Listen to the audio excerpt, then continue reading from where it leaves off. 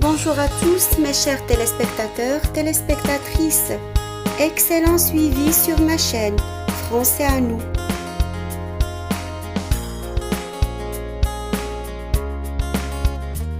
Veuillez bien vous inscrire et aimer la vidéo. On y va? C'est parti!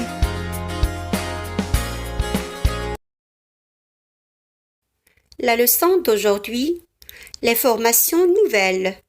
Premièrement, les mots d'origine grecque. Deuxièmement, dérivation et composition. Troisièmement, mots composés de plusieurs termes. Quatrièmement, famille de mots. Cinquièmement, les suffixes. Et sixièmement, les préfixes.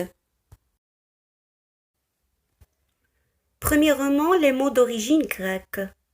Les progrès continus des sciences et des techniques ont exigé la création d'un grand nombre de termes nouveaux, ce qu'on appelle aussi néologismes. En linguistique, c'est la création de nouveaux sens pour des lexies existantes qui a pour effet d'augmenter leur polysémie.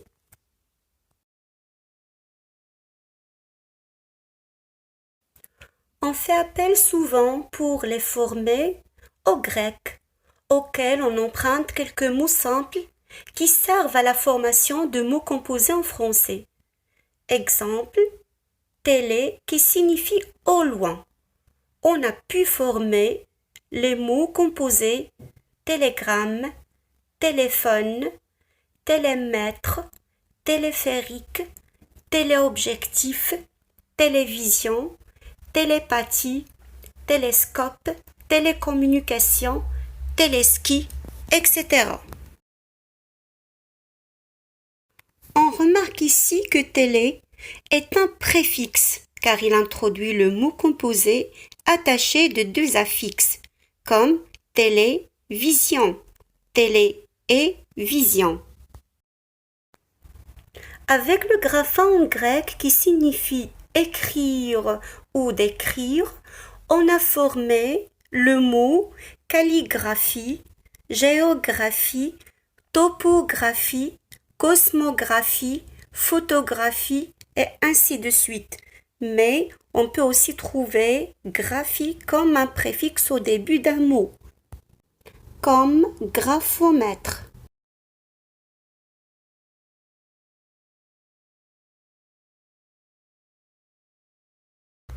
Deuxièmement, dérivation et composition. La langue s'est enrichie en formant des mots dérivés et des mots composés. Un mot dérivé est formé en ajoutant une syllabe ou un groupe de syllabes appelé suffixe au mot simple. Comme par exemple dans le mot journalisme, le suffixe isme s'ajoute au mot journal pour former un mot dérivé. Ce procédé s'appelle la dérivation. Avec une petite remarque, on va voir par exemple le mot journal qui est apparu au XIIe siècle.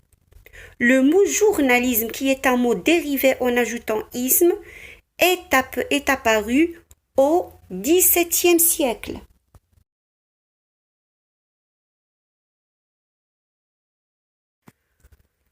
Un mot composé est formé en faisant précéder le mot simple d'une syllabe ou d'un groupe de syllabes appelé préfixe. Exemple, préjugé est formé de préfixe pré et du mot juger. Ce procédé s'appelle la composition. Remarque, juger est apparu au XIIe siècle et préjugé est apparu au XVIe siècle. Ça veut dire une différence de 4 siècles.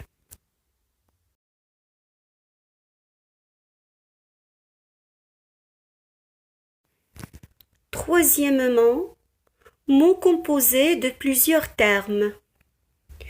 La langue a formé un grand nombre de mots nouveaux en ajoutant 2 ou plusieurs mots ensemble. Par exemple, une composition de noms verbe, adjectif, etc. Ce sont les mots composés proprement dits. Par exemple, le mot composé nouveau-né. Nouveau, c'est un adjectif, né, c'est un nom. Garde malade. On met le plus souvent un trait d'union entre les divers éléments de ces mots composés.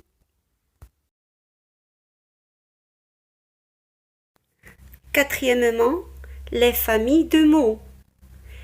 La famille de mots est l'ensemble de tous les mots dérivés et composés, formés à partir d'un mot simple, qui est appelé un radical, comme par exemple la famille du mot classe ou le radical classe, formé d'abord par dérivation comme classer, classeur, classifier, classement, etc. Par composition, surclassé, déclassé, reclassement, composé par plusieurs mots comme hors classe.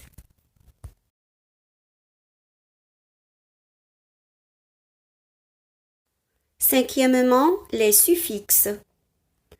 Les suffixes en français sont très nombreux et d'origine fort diverses. Ils ont souvent un sens précis.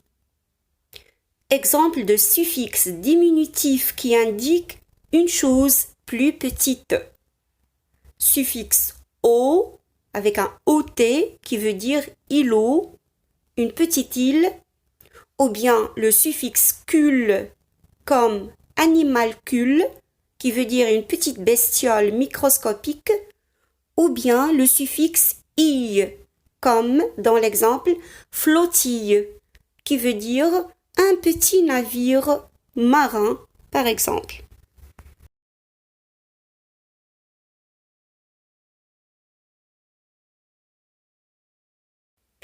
Attention, le suffixe s'ajoute directement au radical, le mot simple.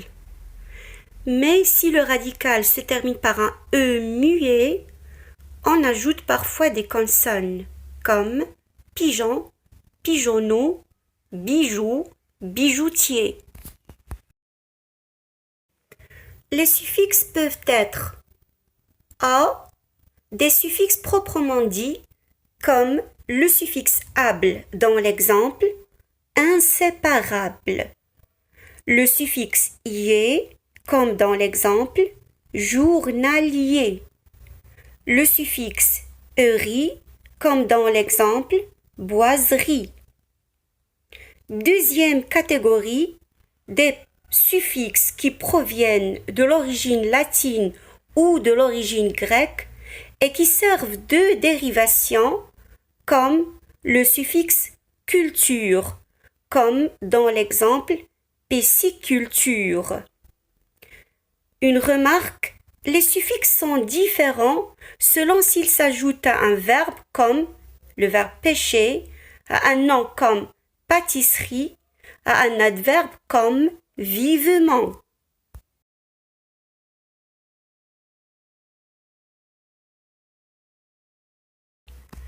Sixièmement, les préfixes.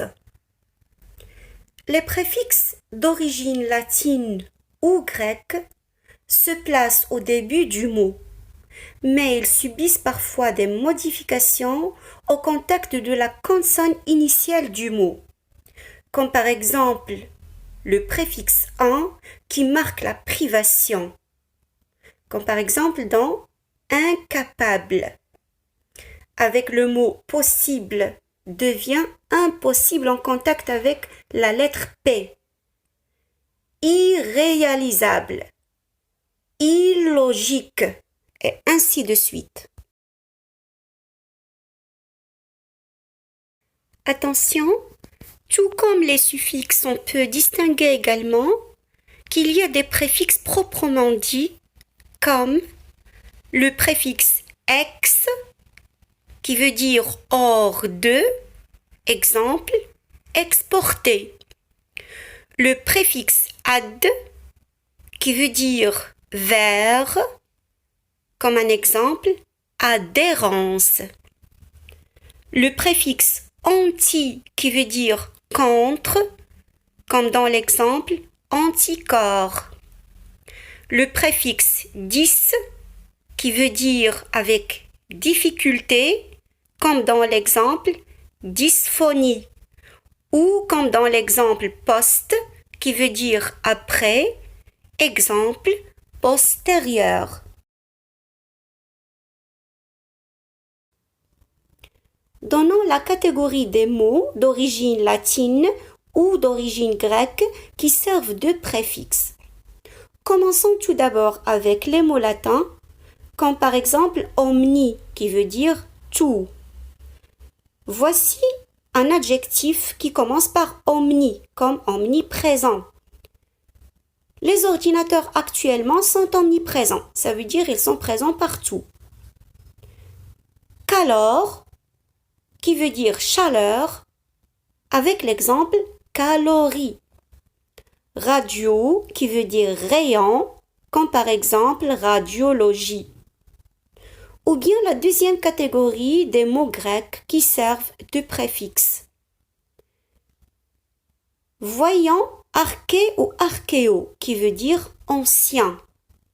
Voici l'exemple de archéologie. Cinéma, qui veut dire mouvement, dans l'exemple cinématographie. Le préfixe hippo, qui veut dire cheval, comme dans l'exemple hippodrome. C'est l'endroit ou bien le terrain où l'on pratique de l'équitation.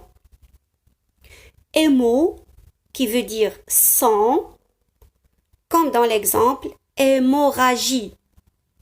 Le dernier préfixe est hydro, qui veut dire eau, comme dans hydraulique, comme par exemple l'énergie hydraulique par rapport à l'énergie solaire ou éolienne.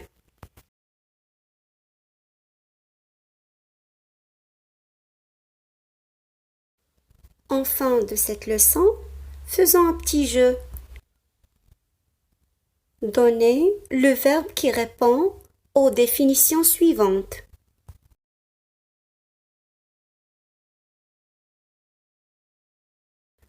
Le jeu consiste de trouver un verbe qui constitue un radical plus le suffixe nier.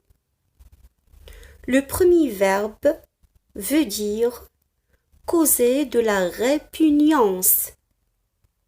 Deuxième verbe veut dire frapper vivement les pieds contre terre.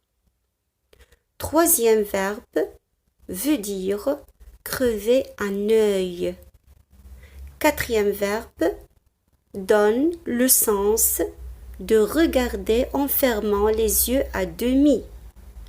Le dernier verbe veut dire guetter du coin de l'œil.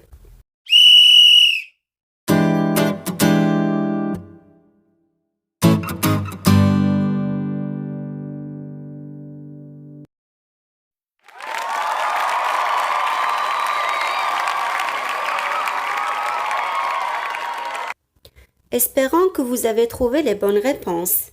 Voyons voir. La première définition veut dire répugner. Deuxième verbe, c'est trépigner. Troisième verbe, c'est éborgner. Quatrième verbe, c'est cligner. Et le dernier verbe, c'est lorgner.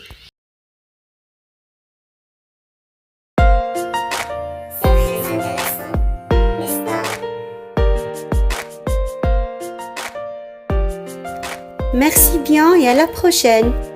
Si vous êtes resté jusqu'à la fin de la vidéo, n'hésitez pas d'aimer et de vous inscrire pour recevoir les nouvelles de mes vidéos. Au revoir.